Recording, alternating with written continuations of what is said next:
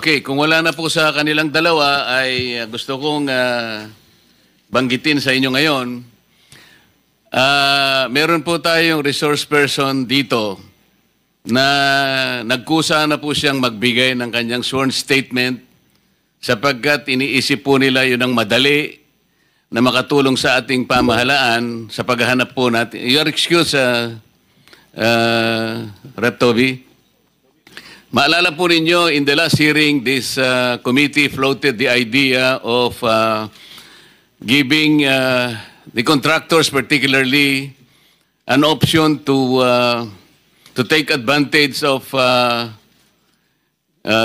the state witness protection law sapagkat napakalaki po ng problema ang kinakaharap ng bansa natin, particular na po dito sa mga flood control projects na talaga namang nakapagbigay ng alalahanin. Hindi lamang alalahanin kundi galit sa ating mamamayan. Meron pong nagkusang loob na gustong magbigay na ng kanilang sworn statement at kinakailangan pong ipresenta natin sila sapagkat ito'y ipinadala nila sa inyong lingkod sa chairman of the House, sa chairman of this Blue Ribbon Committee. May I call on Mrs. Sara Diskaya to please present and read before us your sworn statement. Sorry. Magandang umaga po sa mga kagalang-galang na senators at miyembro ng Blue Ribbon Committee, lalong-lalo na kay Senator Rodante Marcoleta, Chairman ng Blue Ribbon Committee. Joint statement ng namin mag-asawa. So I will read partial and then my husband will also read the other half of the sworn statement. So kami si Pacifico F. Diskaya II and Cesara Rowena Diskaya, mag-asawang nasa tamang edad, parehong Pilipino.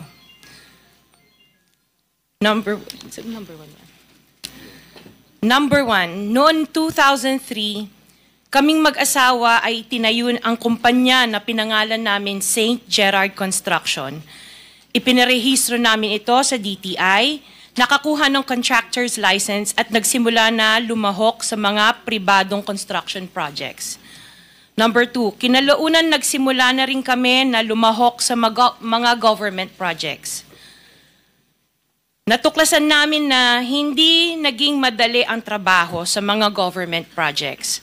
Madalas mahirap ang paniningil ng bayad at matagal bago kami mabayaran ng gobyerno.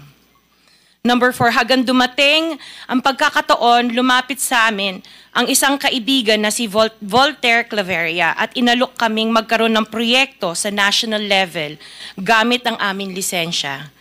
Number 5, ipinakilala niya ang sarili niya na nagtatrabaho para sa isang congressman at nangakong kapag nagbigay kami ng pera ay makakakuha kami ng proyekto.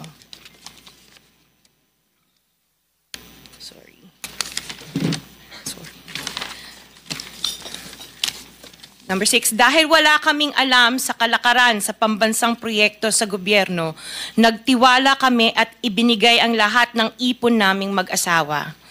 Sa kasamaang palad, niloko lang niya kami. Naglaho siya, dala ang pera naming mag-asawa. Nagpunta kami sa DPWH para i-report ang nangyari, pero hindi nila ito pinansin. Kahit ganon, hindi kami sumuko. Gusto ko pa rin gawin ng tama ang negosyo, kaya patuloy kaming sumasali sa mga biddings sa gobyerno. Sa kalaunan, ang kumpanya namin ay nanalo sa mga bidding sa mga proyekto sa national government sa pamamagitan ng patas na bidding. Ibinuhos namin ang lahat ng aming pagsisikap para maipakita ang kakayahan ng aming kumpanya na mayroong maayos na paggagawa, dekalidad na resulta, at natatapos sa tamang oras. Nagkaroon ng konting tagumpay ang St. Gerard Construction, kaya minabuti namin mag-asawa na mag-expand at bumuo ng ibang kumpanya tulad ng Alpha and Omega General Contractor and Development Corporation. Interjection, Mr. Chair. What is the interjection? Salamat, Mr. Chair. Kailangan ko lang pong umakyat sa office sandali para sa isang pulong, but hopefully pagbalik ay nandito pa rin sina Mr. and Ms. Diskaya dahil meron din po akong mga tanong para sa kanila. Oh yes, Salamat we'll make po, sure Mr. that they Chair. will be here for your questioning. Mr. Chair, point Yes. of order.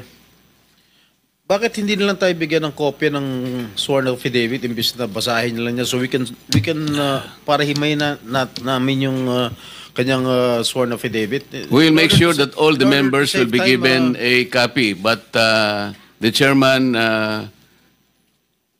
is asking them to read it before us for the record. in order to save time, Mr. President, because we have been here since 9 o'clock. We already spent 2 hours and not even one of the senators have asked questions addressed to the resource persons present. I beg the indulgence of the good senator, but it is for the record. This is a sworn statement, at from this statement, kailangan dito sila matanong na mabuti. Proceed. Pakibilisan nyo lang para makatipid tayo ng panahon. Ngunit nung nagsimula ang makilala ang St. Gerard Construction, dumating naman ang panibagong pagsubok. Unti-unti nagsilapitan ang mga district engineers at mga regional directors ng DPWH at mga chiefs of staff na mga mambabatas na nag-aalok ng mga proyektong sinasabi nilang pondo ng mambabatas. Noong una, sinubukan naming labanan ng mga ito sa pamamagitan ng pagre-report sa DPWH at pagpapadyaryo ng mga tiwaling kawani ng gobyerno, subalit hindi sila natitinag sa mga ito. Sabi nila, dapat tanggapin namin ang realidad na dapat kaming magbayad sa mga pambabatas kung gusto po namin magpatuloy na magkaroon ng project sa gobyerno. Kung hindi, binabala nila na matatanggal na sa listahan ang kumpanya namin at hindi na makakakuha ng kahit anong proyekto. Hindi namin ginusto kailanman na mapasama sa ganitong sistema, pero kailangan namin magpatuloy para sa pamilya at mga empleyado namin. Dahil sa aming paglaban sa mga tiwaling bidding, maraming beses naming naranasan na ma-disqualify ng Bids and Awards Committee ng DPWH na hawak ng mga mambabatas na nagpondo sa proyekto. Dahil naiipit na ang aming negosyo, lumulubog na kami sa lumalaking utang ng kumpanya at peligro sa buhay ng aming pamilya. Napilitan kaming makisama sa kalakaran kahit labag sa aming kalooban. Magandang umaga po, Mr. Chair at kagalang-galang na senators at miyembro ng Blue Ribbon Committee, lalong-lalo po kay Senator Rodante Marcoleta. Diretso na. Number 15, sorry po. 16, paulit-ulit kaming ginamit ng mga nasa pwesto sa sistemang ito. Wala kaming magawa dahil kung hindi kami makikisama, gagawa nila ng problema ang project na na-award sa amin sa pamamagitan ng mutual termination o pagkakaroon ng right-of-way problem na parehong nagdudulot ng hindi matuloy ang implementasyon ng mga proyekto. Matapos naming manalo sa mga bidding, may mga opisyal mula sa DPWS ang lumalapit sa amin para humingi at kumuha ng bahagi niya sa halaga ng proyekto.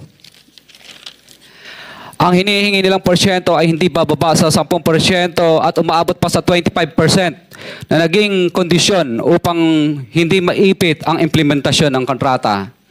Ito ay binibigay namin sa kanila ng cash. Ang bawat transaksyon ay may karampatang voucher at ledger na nagsasaad ng mga araw at kung kailan nila ito natanggap.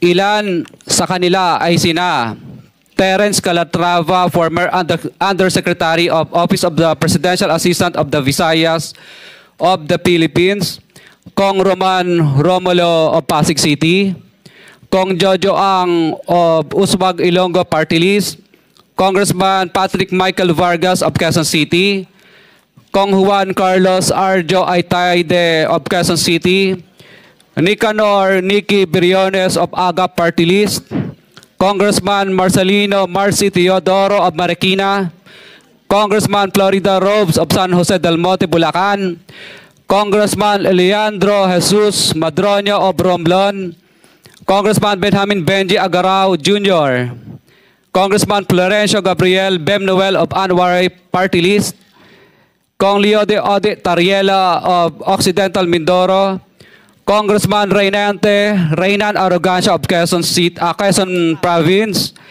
Kong Marvin Rillo of Quezon City, Kong Teodoro Haresco of Aklan, Kong Antonieta Yudela of Zamboanga Sibugay, Kong Dean Asisio of Caloocan, Kong Marivic Pilar of Quezon City. 21. Mayroon ding mga kinatawa ng ilang politiko na nakikipagtakbo sa amin upang manghingi ng porsyento kapalit ng mga porsyento ng mga proyekto. Ang mga porsyentong ito ay 25% ay ipinipilit sa amin bilang karaniwang kalakaran na wala akong kakainang tanggihan. Ilan sa kanila ay sina Regional Director Eduardo Virgilio of DPW's Region 5, Director Ramon Ariola III of Unified Management UPMO, District Engineer Henry Alcantara, DPW's Bulacan First, Undersecretary Robert Bernardo, District Engineer Aristotle Ramos of DPW's Metro First, Pasig City, District Engineer Manny Bulusan of DPW's North Manila Deo, District Engineer Edgardo C. Pingol of DPW's Bulacan Subdeo, District Engineer Michael Rosaria of DPWH Quezon Second Deo. Karamihan sa mga kawani ng DPWH na nabanggit sa itaas ay paulit-ulit na binabanggit ang delivery ng pera ay para sa kay Saldico na dapat at least 25%. Si Kong Marvin Rillo naman ay ilang beses na binabanggit ang pangalan ni Speaker Martin Romualdez bilang kanyang malapit na kaibigan. 25. Sa tuwing umiinom kami sa Wine Story, sa BGC at sa Shangri-La Mall, sinasabi pa ni Kong Rillo na lahat ng kanyang request para sa pondo ay galing pa mismo sa unprogrammed funds at insertion na inaaprubahan ni Speaker. Ang tao ni Marvin Rillo na si Bogs Magalong ang pumupunta sa amin para kunin ang pera sa aming opisina o sa Wine Story. Si Kong Jojo ang naman lagi ring binabanggit sa lahat ng project sa kanya ay papondo ni Speaker at ni Saldico. Mataas ang hinihingi sa project, dagdag pa niya, hindi naman lahat ng pera ay para sa kanya, kundi para kay Speaker at kay Saldico. Sa lungsod ng Pasig naman, lumapit sa akin ang DPW's project engineer na si Angelita Garucha para kolektahin ang parte ni Kong Roman Romulo sa flood control projects noong 2022. 28, number 28.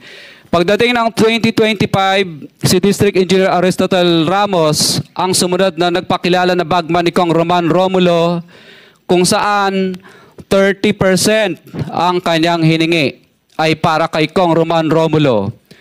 Sinabihan ko kay D.E. Ramos na masyado namang mataas, ngunit sinabi niya na walang magagawa dito dahil pondo ito galing sa unprogrammed funds at insertion galing sa taas. Sa ilang pagkakataon, ang mga politiko na personal na inabutan ng halaga ayon sa hinihingi nilang porsyento mula sa proyekto. Ang pagbabayad na ito ay hindi naman kagustuhan kundi isang hakbang na ginawa namin dahil sa matinding panggigipit. Ilan sa kanila ay sina Kong Antonieta Yudela kasama ang kanyang asawa, Kong Marvin Rillo of Quezon City, Kong Nikki Briones of Aga Party List, Arturo N. Atayde, ama ni Kong Arjo Atayde, Kong Florencio Gabriel Bem Noel of Anwaray Party List, Kong Leandro Jesus Madroño of Romblon, Kong Benjamin Benji Agarao Jr. Bagamat naging matinding pagsubok ang kabawasan ng pondo na nakalaan sa proyekto, pilit at matapat naming sinusunod ang bawat espesifikasyon na nakasaad sa Program of Works na nakasaad sa proyekto ng DPWH. Nakakasiguro kami na nagawa namin ng maayos at matapat ang bahagi o phase ng proyekto na na-award sa amin. Sa katunayan, hindi kami mababayaran ng DPWH kung hindi ito dumaan at pumasa sa maraming material testing na naaayon sa design ng DPWH. Ina-assess at ini-inspect ng DPWH ang bawat proyekto base sa natapos na parte o accomplishment. Napilitan kami na i-absorb ang kabawasan na ito na nagdudulot ng maliit na kita o pagkalugi sa ilang projects. Para makabawi, dinadamihan na lang namin ang partisipasyon sa mga projects. Taliwas sa mga lumalabas na may mga impormasyon sa publiko, hindi kailanman kami gumawa ng ghost projects. At masugid kami nag-i-inspect sa lahat ng aming mga natapos na projects. Handa po kaming tumistigo ng walang pilit at kusang loob bilang state witness at sabihin ang lahat ng nangyayaring katiwalaan ng Kamara, DPWH at iba pang mga kawani ng gobyerno upang gawin ang tama. Kami ay lubos na humihingi ng tulong sa Senate Blue Ribbon Committee na pinamumunuan ng buting Chairman Senator Dante Marcoleta at kay President Bongbong Marcos para sa proteksyon at seguridad ng aming pamilya. Ang salaysay na ito ay kusang loob naming ginawa at walang sino mang pumilit na gawin ito. Sa katotohanan ng lahat ay nilagdaan namin ang salaysay na ito ng kusang loob at walang pumipilit. Sign, Pacifico of Vizcaya, nagsasalaysay.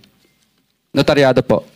For the record, this sworn statement was notarized by a certain Attorney Reynaldo F. Segubiense, PTR number 246726, January 4, 2020.